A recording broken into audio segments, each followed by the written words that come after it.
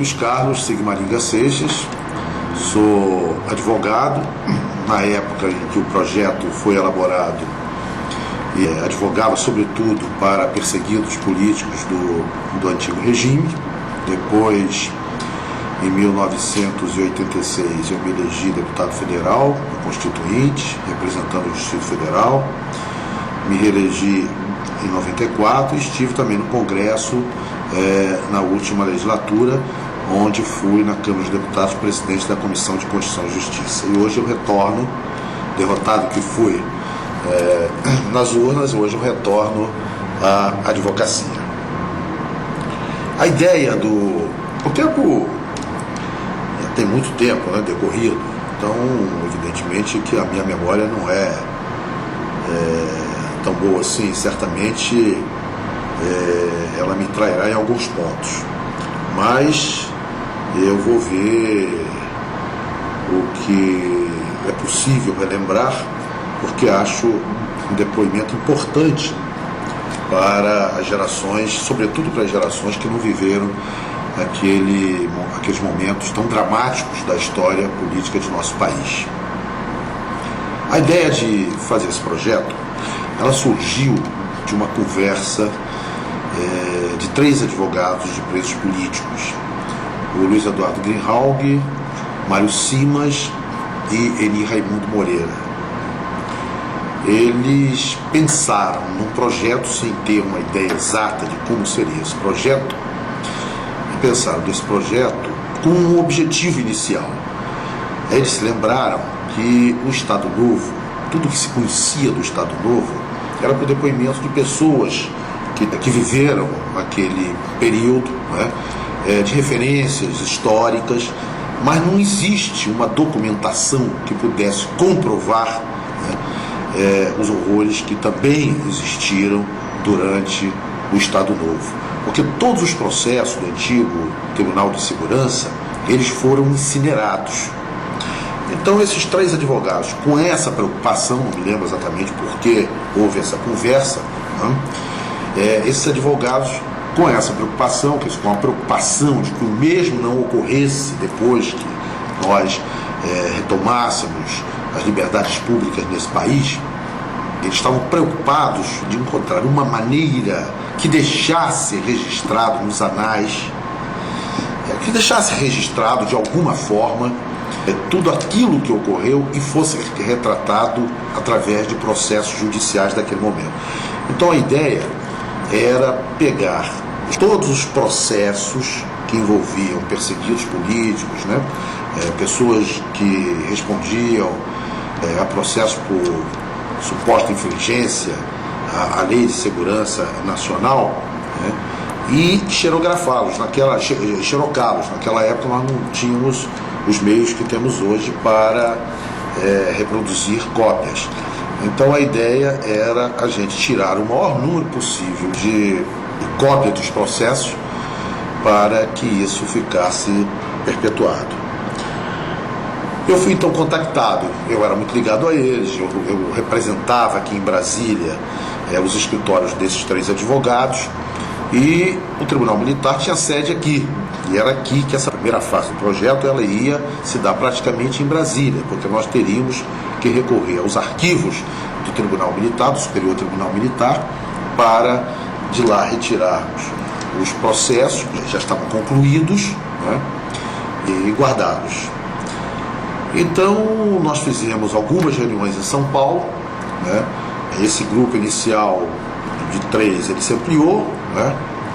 Eu passei a integrar o grupo, o Paulo Vanucchi, a Leda, não sei se a memória me falha, mas não sei se existem outros nomes nessa fase inicial, porque o projeto levou 5 anos, e no curso desse projeto muitas pessoas passaram por eles. Houve um grupo que começou o projeto e foi até o final, né, que eram o Aini, o Mário Simas, o Paulo Vanucchi, o Greenhalgh, eu, a Leda, todos sob a coordenação do reverendo Jaime Wright, e também de Dom Paulo. Mas quem coordenava em verdade o projeto era o reverendo Jaime Wright.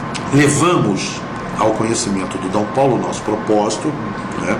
Dom Paulo aceitou, nos ajudar, chamou o reverendo Jaime Wright e nós conseguimos um financiamento do Conselho Mundial de Igrejas, né? Porque o projeto, ele não era um projeto caro, evidentemente, mas nós tínhamos que despender algum recurso financeiro e nós não dispunhamos desse recurso, nem tínhamos a quem recorrer, sobretudo aqui no Brasil, né? Nós tínhamos que fazer isso dentro do mais absoluto sigilo. Então, para a gente, despertaria menos suspeita se eu tivéssemos uma instituição séria, como o Conselho Mundial de Igrejas, mas obtivesse recursos fora do país do que aqui. Certamente nós não teríamos chegado ao final do projeto. Então, nós montamos um programa, uma forma de agir, né? Eu, aqui em Brasília, fiquei encarregado de retirar cópia dos processos que nós tínhamos catalogado como os principais. Não me lembro exatamente agora o número exato, mas foi em torno de 1000 processos. E alguns com vários volumes, 50 volumes, às vezes até 100 volumes. Eram processos sempre muito volumosos, né? E levavam um tempo imenso. Eu levei, aí eu montei uma empresa, montei uma firmazinha, né? Nós não poderíamos levantar qualquer suspeita, né? Deixar que levantasse qualquer suspeita sobre o propósito da retirada daqueles processos no tribunal. Como eu advogava lá, conhecia todo mundo, né? Eu ia ao arquivo, conhecia o chefe do arquivo, e a minha justificativa é de que eu queria copiar para registro meu, né? Para os meus arquivos, né? Cópia dos processos nos quais eu tinha atuado. Então, não levantou nenhuma suspeita, era uma coisa razoável, né? Eu montei uma firmazinha que funcionava no prédio comercial, no setor comercial sul aqui em Brasília, e contratei 2 rapazes para trabalhar comigo, não tinha a mínima ideia do que estávamos fazendo. Para eles, eu realmente tinha aberto uma firma de xerox, né? E com objetivo econômico, né? De ganhar dinheiro, né? Xerocando cópias, enfim, documentos, né?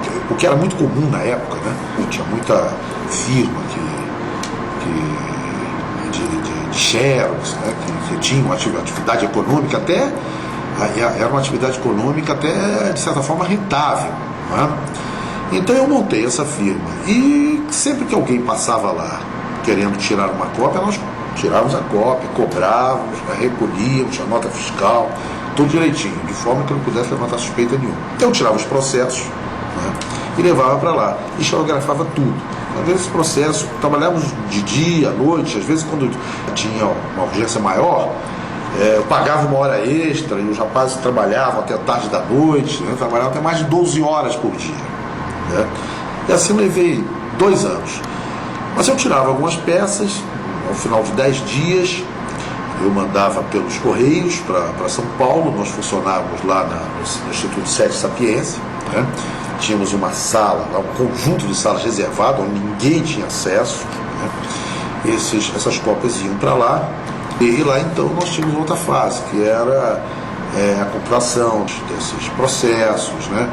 O exame, nós tínhamos que ler, ver o que era importante, o que não era importante. E nós tínhamos um cuidado também muito grande, quer dizer, sempre que havia um depoimento de alguém, um processo desse, denunciando tortura, nós tínhamos cuidado de ver se esse depoimento ele era acompanhado de outro tipo de prova. Nós procurávamos encontrar 3 provas diferentes para não corrermos o risco de, eventualmente, cometer uma injustiça com alguém. Às vezes você, por lapso, ou até por maldade, ou por vingança, podia dar o nome de uma pessoa, né, sem que ela efetivamente tivesse se envolvido naqueles atos atrozes, né?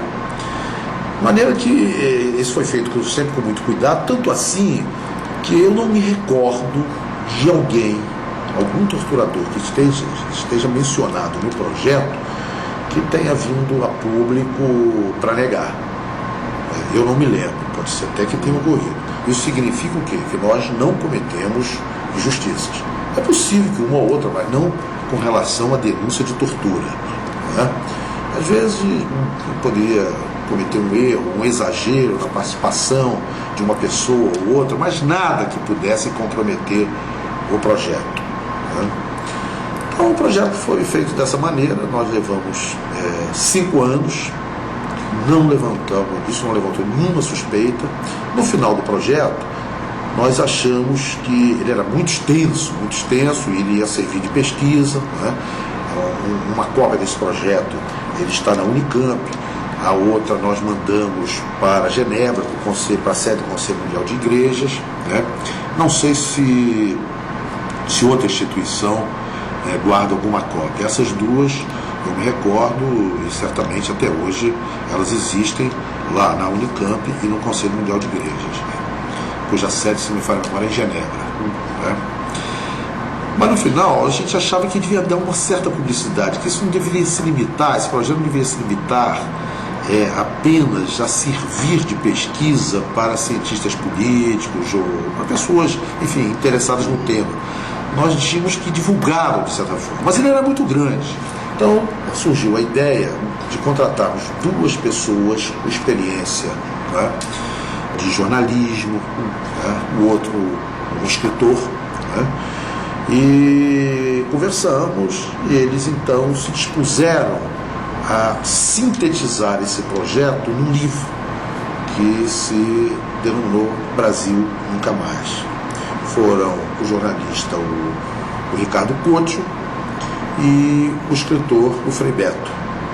Eles então reduziram esse projeto a um livro que logo que foi lançado ele virou um best-seller, né? E a partir daí surgiu a curiosidade natural da imprensa, né? Porque os 2 únicos nomes que apareciam no livro como responsáveis pelo projeto, até porque eram pessoas mais protegidas, né, eram Dom Paulo e o reverendo Jaime Wright.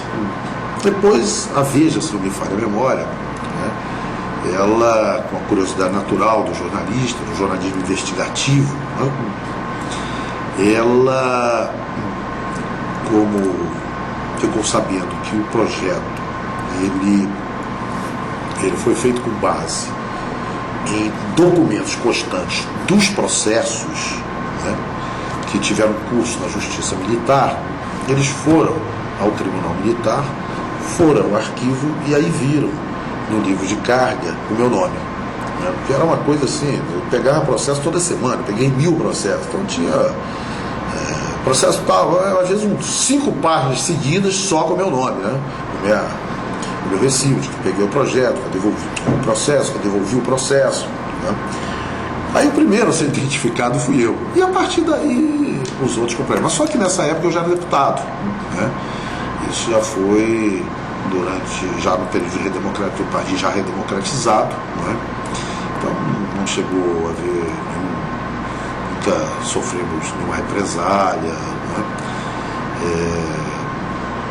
Não me recordo nenhum companheiro terá sofrido qualquer tipo de ameaça, não. Mas, em verdade, quando isso veio à baila, quando os nomes foram identificados, nós já tínhamos, o país já estava sofrendo um processo de redemocratização. Um jornalista americano ficou curioso, achou interessante como é que um projeto em plena ditadura, né, pôde ser feito num passo de 5 anos, sem que, com todos os recursos que a ditadura dispunha, né, o Serviço Nacional de Informação, os órgãos de informação não tinham descoberto que tinha um grupo montando um projeto com base exatamente nos processos judiciais que tiveram curso durante a ditadura, né?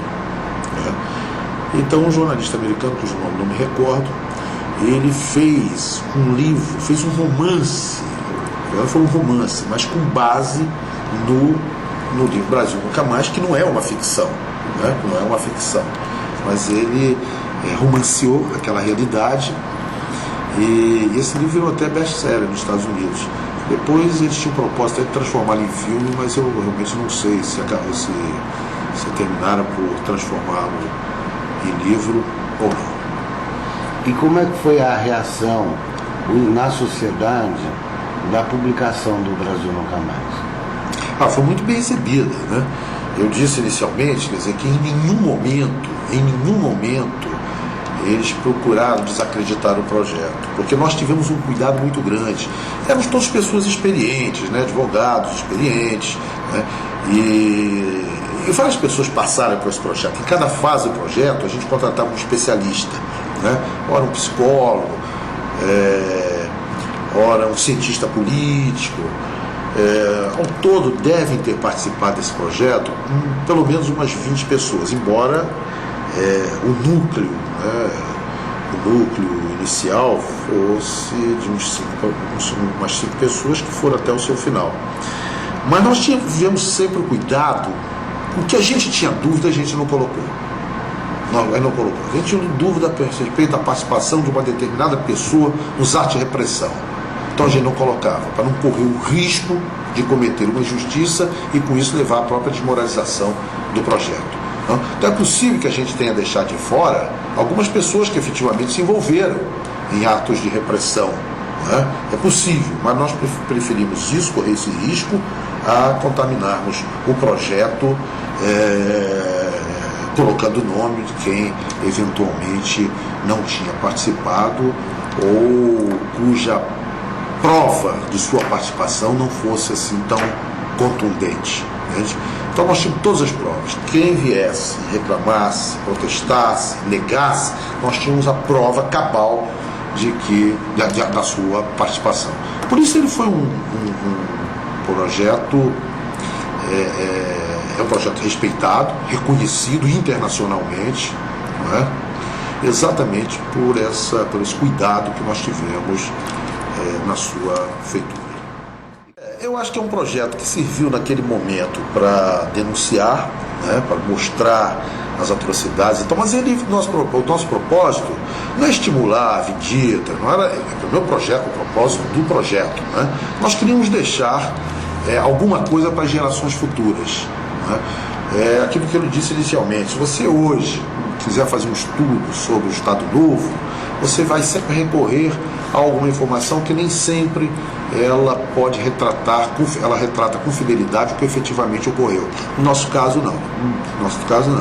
Amanhã, quando as gerações futuras vierem estudar esse período negro da história do Brasil, você tem um documento lá, né, que traz fatos, que aponta a participação de pessoas de forma absolutamente incontestável.